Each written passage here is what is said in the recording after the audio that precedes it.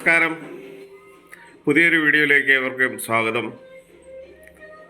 ഇന്നത്തെ വിഭവം എന്ന് പറയുന്നത് കൊച്ചുമത്തി കൊണ്ട് നമുക്കൊരു പീര ഉണ്ടാക്കാം. നമ്മുടെ പലയിടത്തും പല രീതിയിലാണ് അതിന് പറയുന്നത്. വറ്റിക്കുക, പീര വറ്റിക്കുക, അങ്ങനെയൊക്കെ പറയും. മീൻ പീര, കൊച്ചുമത്തി കൊണ്ട് മീൻ പീര എങ്ങനെയെന്ന് നോക്കാം. മത്തി വെട്ടി ഉപ്പിട്ടൊക്കെ കഴുകി വൃത്തിയാക്കി വെച്ചേക്കാണ്. ഒരു 10-12 എണ്ണം ഉണ്ട്. പിന്നെ പുളി തോട്ടുപുളി വെള്ളത്തിലിട്ട് വെച്ചിരിക്കുന്നു. നമ്മൾക്ക് പറ്റിക്കാനുള്ള മൺചട്ടി കഴുകി വൃത്തിയാക്കി വെച്ചേക്കുന്നു. ഒരു 10-15 ചുവന്നുള്ളിയുണ്ട്. ഒരു 4 പച്ചമുളക്, ഇഞ്ചി, ഒരല്ലി വെളുത്തുള്ളി, ഇത്രയും നമ്മൾ ചട്ടിക്കകത്തേക്ക് ഇടുകയാണ്.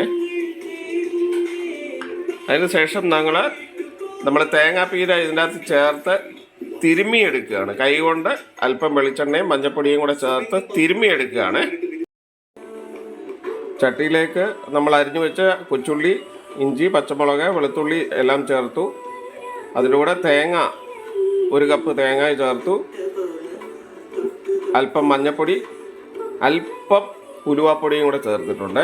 പിന്നെ ഉപ്പ്, കറിവേപ്പില, ഇത്രയും ചേർത്ത് നമ്മൾ തിരുമാൻ പോവുക.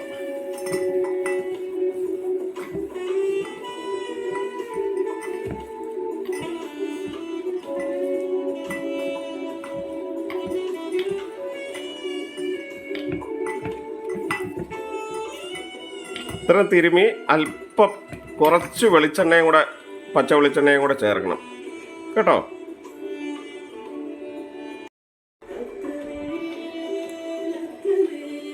നമ്മൾ തേങ്ങയെല്ലാം നല്ലവണ്ണം തിരുമി അല്പം വെളിച്ചെണ്ണ ചേർത്തു.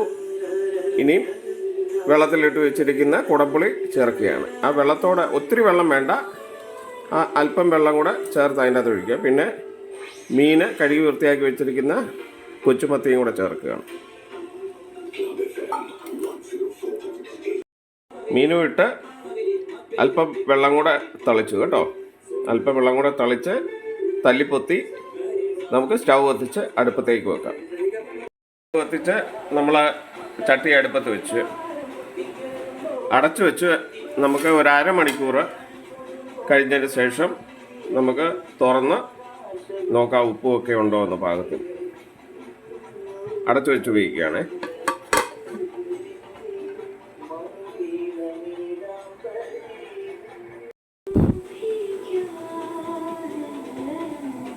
ഇനി നമുക്ക് തുറന്ന് നോക്കാം, അത് തിളച്ചിട്ടുണ്ടോ നോക്കാം.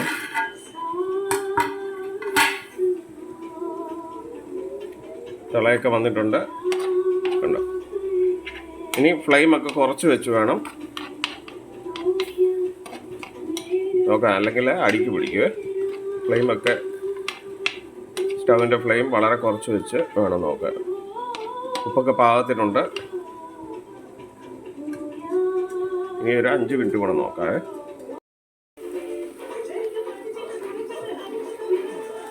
വെള്ളമൊക്കെ പറ്റി നല്ല തോർത്തി വേണം എടുക്കാൻ, വെള്ളം കാണരുത്. ഇനി നമുക്ക് കുറച്ച് പച്ച വെളിച്ചെണ്ണയും കൂടെ ഒഴിക്കാം.